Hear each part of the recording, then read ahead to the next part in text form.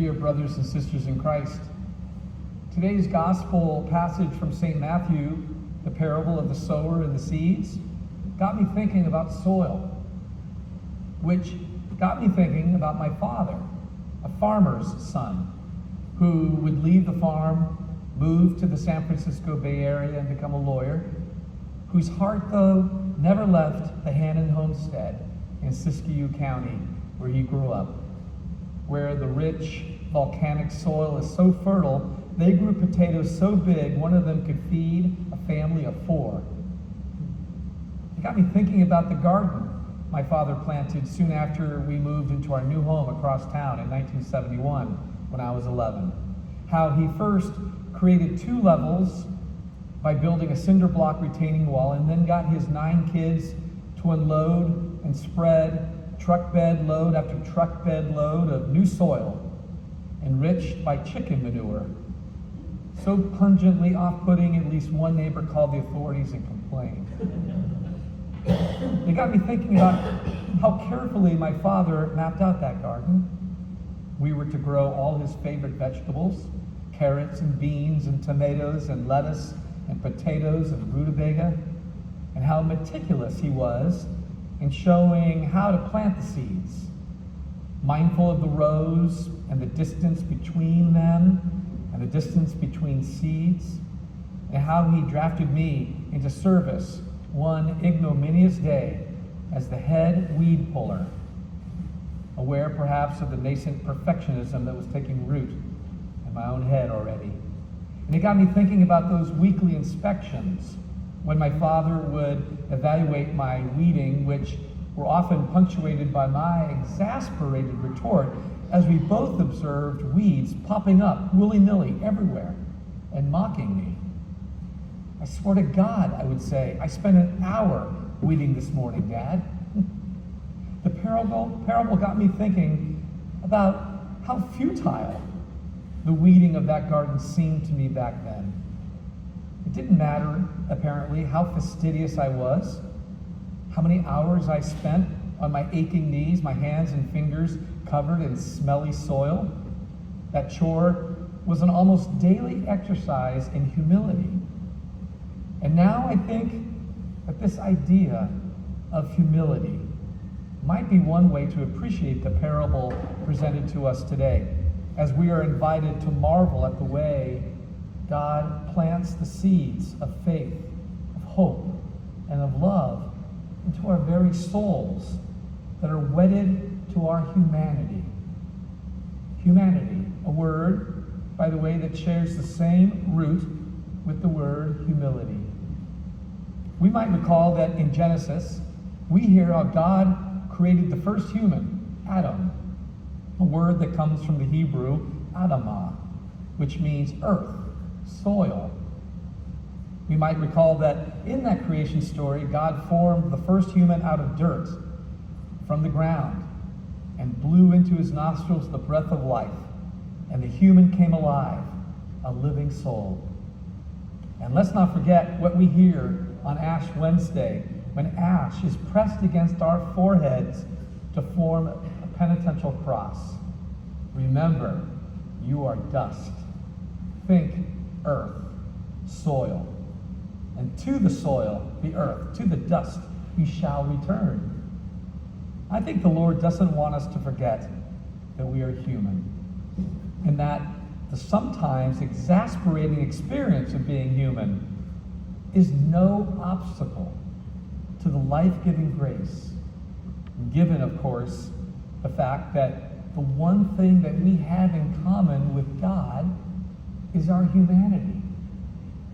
Into this soil of our lives, which encompasses everything that makes each of us human, all our hopes and dreams, our desires and disinclinations, our regrets and gratitudes, our grudges and our graces, every memory that haunts or delights us, into this rich and sometimes arid and sometimes weed-infested soil of our humanity, the seeds of God's love, God's mercy, God's compassion are sown. And Jesus seems to be pretty clear about how God, the sower of such awesome seeds, sows them. He tosses them everywhere. In this regard, God is the opposite of careful and fastidious and mindful.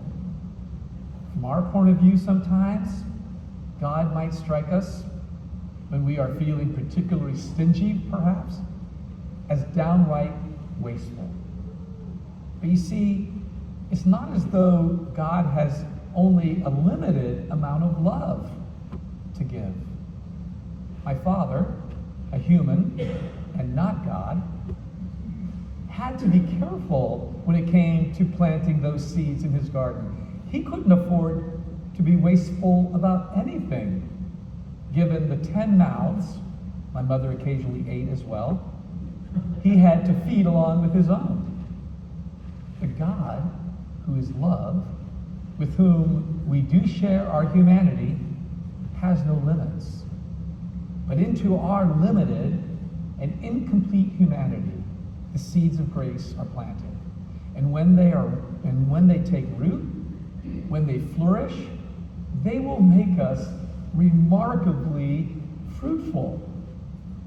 We will, in those graceful moments, remember that God can do more in and through us, through our weakness, in and through our earthly incompleteness, than we could ever possibly do with all our strength by ourselves.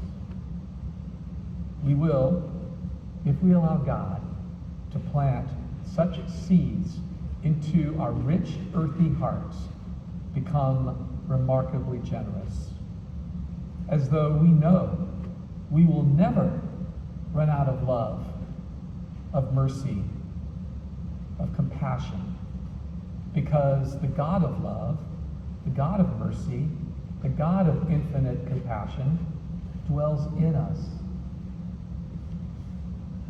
The writer Tom Cornell tells of such a seed planting moment. Apparently, a wealthy donor came into the Catholic Worker House on Mott Street in New York City one morning and gave Dorothy Day, the co-founder of the Catholic Worker Movement. We have 2 Catholic Worker Houses here in Portland.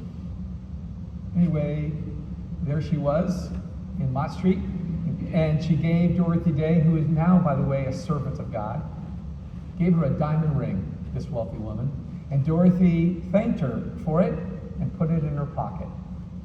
Later, a rather demented lady came in, one of the more irritating regulars at the house. Dorothy took the diamond ring out of her pocket and gave it to the woman.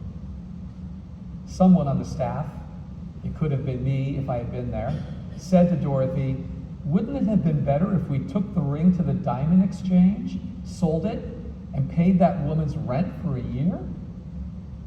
Dorothy replied that the woman had her dignity and could do what she liked with the ring. She could sell it for rent money or take a trip to the Bahamas. Or she could enjoy wearing a diamond ring on her hand like the rich woman who gave it away. Do you suppose, Dorothy said, that God created diamonds only for the rich? We are all, using the words of St. Paul in his letter to the Romans, groaning in our deep desire to become the loving and merciful and almost scandalously generous people we always hoped that we could be. The groaning reverberates in all of creation and reaches to the highest heaven where God dwells.